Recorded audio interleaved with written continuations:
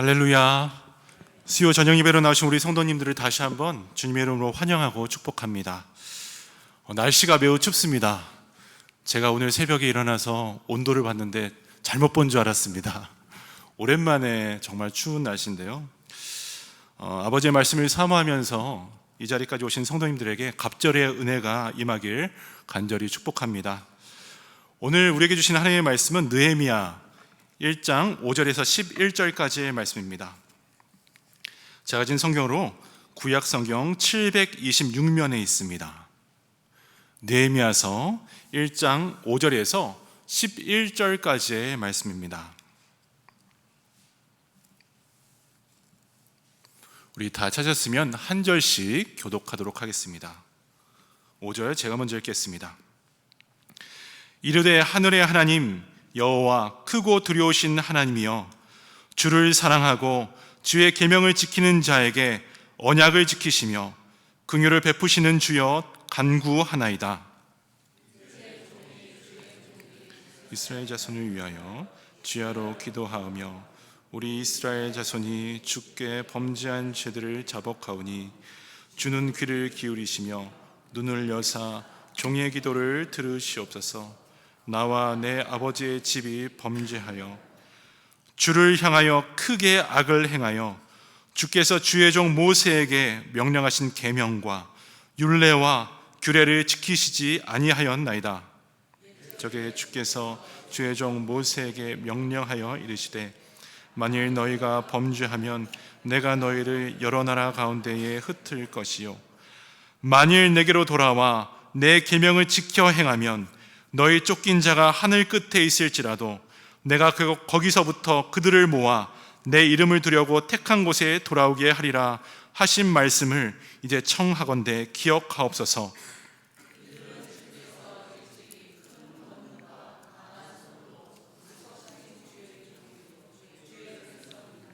우리 함께 읽겠습니다. 주여 구하오니 귀를 기울이사 종의 기도와 주의 이름을 경외하기를 기뻐하는 종들의 기도를 들으시고 오늘 종이 형통하여 이 사람들 앞에서 은혜를 입게 하옵소서 하였나니 그때에 내가 왕의 술관원이 되었느니라. 아멘. 지난주 설교 제목과 내용을 기억하시는 분 계십니까? 네, 감사합니다. 그렇기 때문에 제가 여기서 편하게 설교를 할 수가 있습니다. 네. 고통과 마음을 품은 느헤미야라는 제목으로 지난주에 함께 했습니다. 그리고 주된 내용은 바로 내 개인의 차원을 넘어서 주의 아픔을 품고 그리고 하나님 앞으로 나아가는 느헤미야와 같은 우리가 되자라는 말씀을 나눴습니다. 오늘은 이제 이어서 하나님을 움직인 느헤미야의 기도를 알아보고 또 우리의 기도 또한 어떠한 방향으로 나아갈지에 대해서 그 은혜를 함께 나누고자 합니다. 여러분, 그 미국은 지정학적으로 참 좋은 나라인 것 같습니다. 우리 김영호 집사님께서 기도해 주신 것처럼요, 대한민국이나 중동과 같이 주위의 위협을 가는 나라도 없고 또 미국 본토가 직접적으로 침략받은 기억도 거의 없는 것 같습니다. 그래서 이제 미국 역사를 공부해 보면 참 평온합니다. 그러고 또 찾아보면 미국 역사상 가장 참혹했던 전쟁으로 남북전쟁을 꼽을 수가 있습니다. 1861년부터 1865년까지 4년 동안 걸친 노예 해방 전쟁이었습니다. 그런데 거기에서 전사자가 무려 60만 명이나 되었다고 합니다. 그 처참한 전쟁터 앞에서 남쪽이나 북쪽이나 너나 할 것 없이 모두가 전쟁의 승리를 기대하고 그리고 하나님께 기도하였습니다. 당시 남부의 대표는 제퍼슨 데이비스였고요. 그리고 북부의 대표는 누구였죠? 아브라함 링컨이었습니다. 데이빗은 승리를 위해서 남부연합 전체에게 기도의 날을 선포하면서 이렇게 말합니다. 기도야말로 전능하시며 만사를 주관하시는 주님을 기쁘게 해드리는 일이다. 기도는 적들과의 싸움에서 남부연합의 가담한 주들을 보호하고 지켜주는 방패가 되리라 라고 말입니다. 이렇게 담대히 외치면서 남부 사람들에게 기도할 것을 명합니다. 이 이야기를 들은 아브라함 링컨은 흑인들을 노예와 종처럼 부리면서 하나님께 기도를 드리는 모습에 이렇게 말합니다. 다른 사람의 이마에 흘러내리는 땀방울에서 자기 입속을 차릴 욕심으로 감히 공의로운 하나님의 이름을 청한다는 건 정말 이상한 노릇이 아닐 수가 없다. 남과 북이 모두 똑같은 성경을 읽고 한 하나님께 기도를 드리며 상대방을 이기게 해달라고 호소하고 있다. 하지만 양쪽의 기도가 모두 받아들여질 수는 없다. 어느 쪽도 소원하는 바를 완전히 이룰 수가 없기 때문이다. 그래서 우리는 전능하신 하나님께서 그분만의 목적을 드러내기 위해서 기도해야 한다라고 말했다고 합니다. 링컨은 국가의 위기 앞에서 하나님께서 내 편이라고 주장하는 것보다 더 중요한 것이 있다고 하는데, 바로 내가 하나님 편에 바르게 서 있어야 하는가를 물어야 한다는 것입니다. 그리고 대통령이 된 후에 이렇게 믿음의 고백을 합니다. 수없이 무릎을 꿇을 수밖에 없었습니다. 수없이 하나님 앞에 기도를 할 수밖에 없었습니다. 기도 말고는 어디로 갈 수 없다는 것을 너무나 분명히 알고 있었기 때문입니다 라고 말입니다. 제가 이 이야기를 접하면서 사건 사고가 많지만 그래도 이 미국이란 나라가 아직까지 주님 안에서 버틸 수 있는 이유는 위정자들과 수많은 믿음의 선배들이 하나님 편에 설 수 있도록 기도하였기 때문이라는 것을 깨닫게 되었습니다. 그렇습니다. 하나님 관점으로 링컨은 하나님 편에 서 있던 인물이었고 하나님의 마음을 움직인 믿음의 지도자였습니다. 이와 같이 이민 3세대였지만 느헤미야도요, 이스라엘 민족이 억압당하고 거룩한 예루살렘이 무너지는 소식을 들으면서 가슴속으로부터 일어난 애통함을 가졌습니다. 그는 민족의 아픔과 슬픔을 품으면서 눈물 흘리고 첫 번째, 하나님을 향해 기도했다고 성경 기록하고 있습니다. 그래서 하나님을 향해 기도하라는 것입니다. 5절입니다.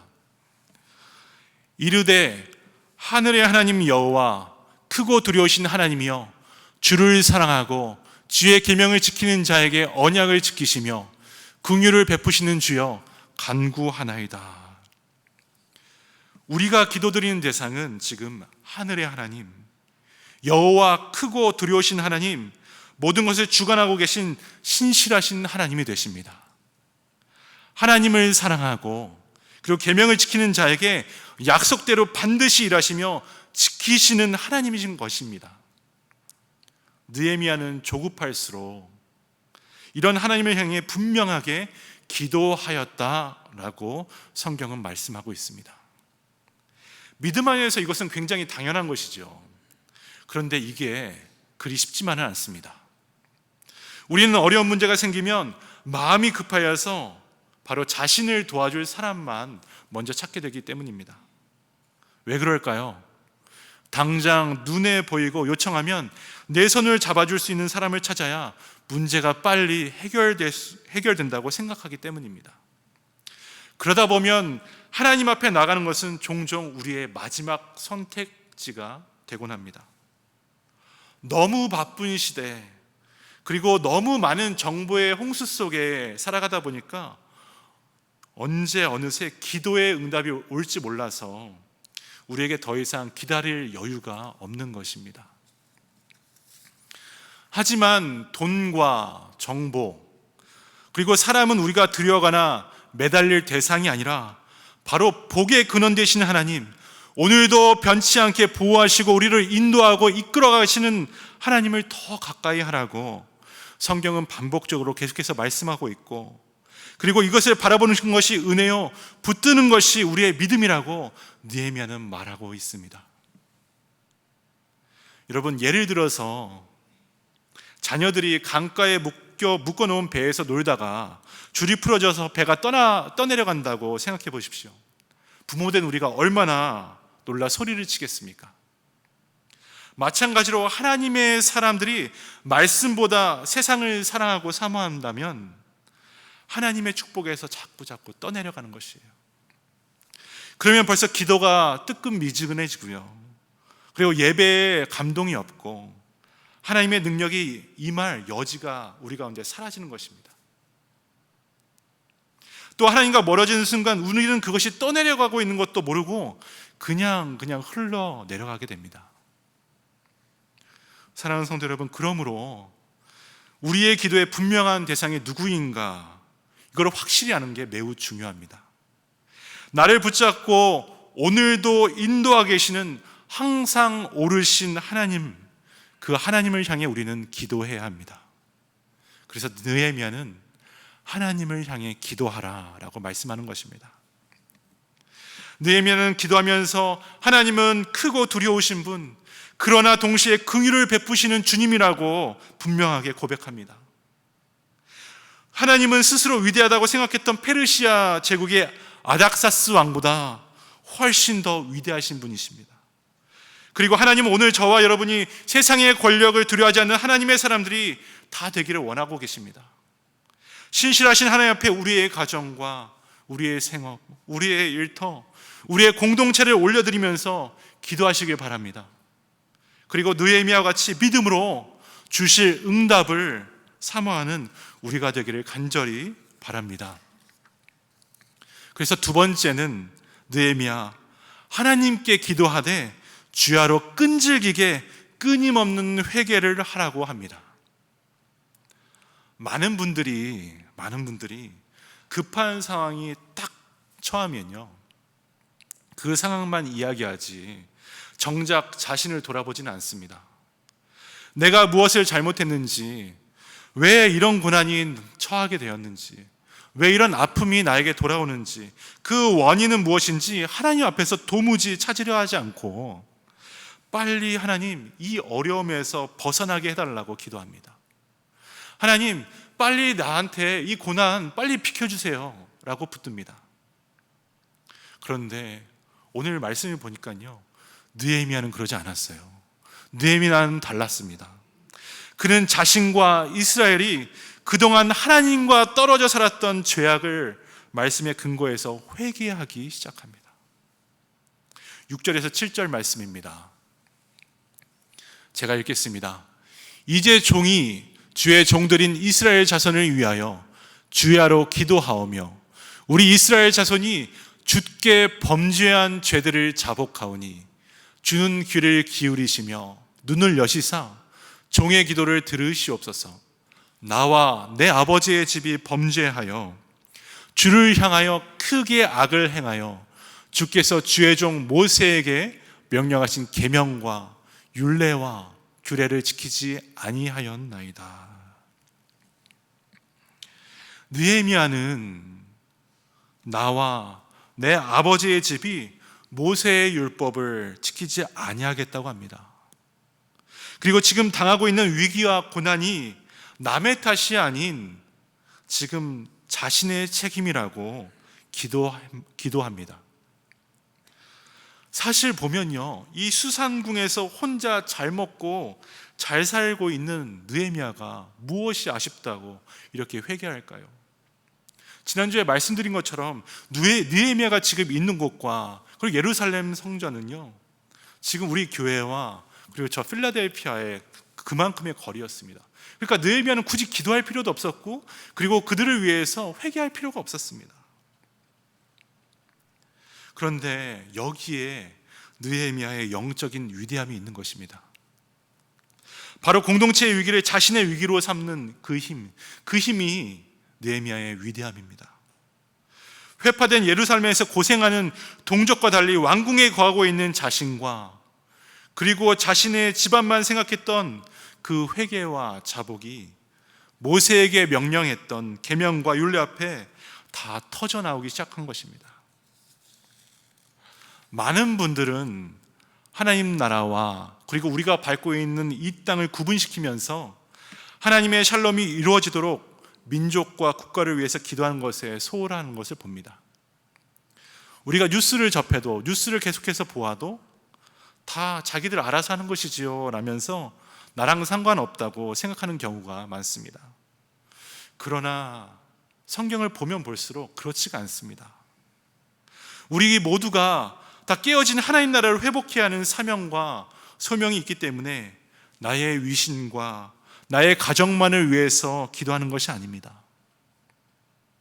주의 뜻을 밝히 알고 나의 민족을 위해 세상을 품고 그리고 그 아픔을 위해 함께 기도해 나가야 합니다.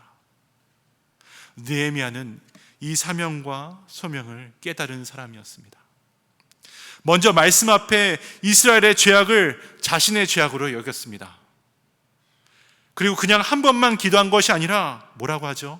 주야로 끊임없이 계속해서 민족이 아파할 때 자기도 아파하고 공동체가 두려워할 때 자신도 두려워 떨며 공동체의 문제를 나의 문제로 여기고 하나님 앞에 기도로 나갔습니다. 회개하며 나갔습니다. 그럴 때에 느헤미야 마음속에 하나님께서 사랑을 부어주십니다. 이제 세상을 품을 수 있는 안목과 용기가 느헤미야에게 뜨이기 시작합니다. 말씀이 그의 중심에 들어오니 두려움이 사라집니다. 회개와 자복이 입술에서 터지기 시작하니까 느헤미야 한 사람의 기도가 바로 하나님을 움직이는 기도가 되었고, 그리고 민족과 저 멀리 있던 예루살렘의 회복이 시작되었습니다. 여러분 기도하시지요? 당연히 기도하실 것입니다. 그렇다면 무엇보다 크고 두려우신 하나님, 긍휼을 베푸시는 하나님께 주야로 죄를 자복하고 회개하는 기도를 하셔야 합니다. 나의 죄를 자복하고 또 우리 집에 어떤 죄가 있는지 그것을 알고 기도하고 또 기도해야 합니다. 하나님과 멀어진 것이 무엇인지, 하나님의 말씀과 지금 멀어서 살고 있는 것이 무엇인지 기도해야 합니다. 또 우리의 이웃들을 위해서 민감하게 돌아보며 지속적인 기도를 함께 해 주셔야 합니다. 나만 위해서 기도하는 것이 아니라 우리 공동체를 위해서 기도해야 합니다. 제가 감사드릴 것이 몇 가지가 있습니다. 최근 갑자기 발생한 일들로 힘들어하는 우리 영적인 가족들을 생각하면서 많은 성도님들이 기도해 주시고 또 함께 물심양면으로 섬겨주시기 때문입니다. 이렇게 우리가 기도하면 하나님께서는 외면하는 것이 아니라 우리와 함께 같이 아파하십니다. 그리고 우리가 눈물 흘리는 만큼 이보다 더 크게 하나님은 우리를 위해서 눈물 흘려주십니다. 9절에서 10절 말씀입니다. 우리 함께 읽겠습니다. 시작. 만일 내게로 돌아와 내 계명을 지켜 행하면 너희 쫓긴 자가 하늘 끝에 있을지라도 내가 거기서부터 그들을 모아 내 이름을 두려고 택한 곳에 돌아오게 하리라 하신 말씀을 이제 청하건대 기억하옵소서. 이들은 주께서 일찍이 큰 권능과 강한 손으로 구속하신 주의 종들이요 주의 백성이니이다.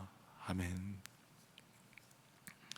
이처럼 주께서 하신 말씀이 바로 우리가 기도해야 할 근거가 됩니다.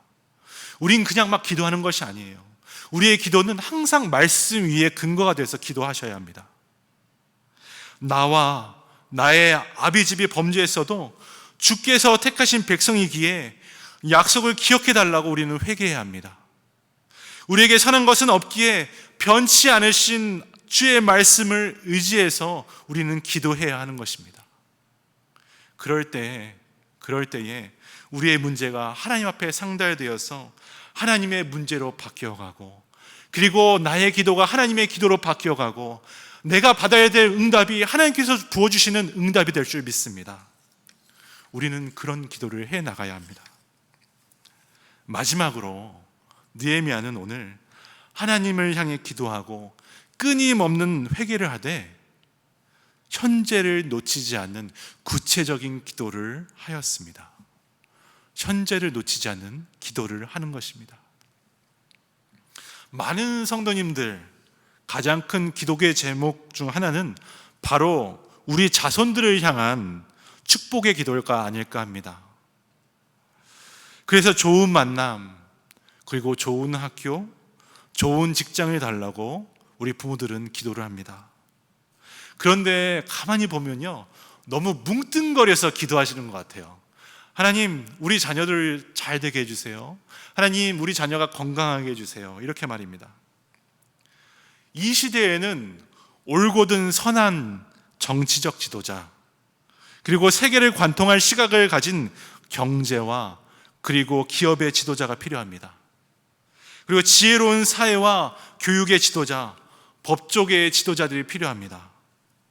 이 시대의 문화와 모든 삶을 이끌어가는 삶의 지도자들이 분명하게 필요합니다. 그런데요, 진짜는 이렇게 적재적소에 하나님 나라를 이루어갈, 회복할 하나님의 사람이 필요한 것입니다. 그렇다면 이때 우리 부모님들은 우리 자녀들을 위해서 어떻게 기도해야 할까요? 그냥 하나님 다 맡깁니다. 하나님께서 알아서 해주세요. 이것도 좋습니다. 하지만 하나님, 내 자녀가, 내 아들이, 내 딸이 그 속에 있는 아픔, 골마터진 죄악들을 자신의 것으로 여기고 같이 아파하는 성숙한 믿음의 자가 되게 하여 주옵소서. 하나님께서 사용하시는 믿음의 지도자가 되어서 이 나라가, 이 기업체가, 이 교육의 모든 자리에서 하나님만을 높이는 하나님 사람 되게 하여 주옵소서 라고 기도해야 하는 것입니다. 나에 대해서만 기도하면요, 나 자신의 지도자로만 멈춰서게 됩니다. 가정에 대해서 아파하면서 기도하면요, 가정의 지도자가 됩니다. 교회의 문제를 아파하고 기도하면요, 교회의 리더십이 되는 것이에요. 이 민족이 당면하는 위기와 문제를 나의 아픔으로 알고 기도하면 민족의 지도자로 거듭나게 될 것입니다. 우리 자녀들이 그런 기도자가 되어야 되지 않겠습니까? 우리 자녀들이 하나님께 들림받아서 쓰임받는 자가 되어야 되지 않겠습니까? 그것이 진정한 축복이 아니겠습니까? 하나님께서는 느헤미야를 그렇게 사용하셨습니다. 그의 기도는 추상적인 것이 아니라 하나님 앞에 자신이 놓여있는 현재 위치에서 구체적인 기회를 달라는 기도를 했다는 걸 우리는 말씀에서 볼 수가 있습니다. 11절 보십시오. 11절입니다. 주여 구하오니 귀를 기울이사 종의 기도와 주의 이름을 경외하기를 기뻐하는 종들의 기도를 들으시고 오늘 종이 형통하여 이 사람들 앞에서 은혜를 입게 하옵소서 하였나니 그때에 내가 왕의 술관원이 되었느니라. 느헤미야는요, 자신의 형통을 구했습니다. 그러면서 동시에 아닥사스 왕 앞에 은혜를 입게 해달라고 현실적으로 매우 뻔뻔한 기도를 하나님께 드리고 있습니다. 그리고 왕의 술관원이 되는 구체적인 기도를 했고, 그리고 하나님은 그것을 들어주시고 응답해 주셨습니다. 막연하게 하나님 은혜 주세요, 하나님 그냥 잘 되게 해주세요, 모든 것이 다 잘 되게 해주세요, 이렇게 기도하는 것이 아니라 현재 지금 내가 서 있는 자리, 내가 서 있는 직장, 내가 서 있는 직위, 내가 서 있는 명예를 하나님을 위해서 사용할 수 있도록 해달라고 요청한 것입니다. 이때 하나님께서는 느헤미야의 마음속에 사명감을 주셨을 뿐만 아니라 주위의 사람들을 변화시키는 역사까지도 함께 허락해 주십니다.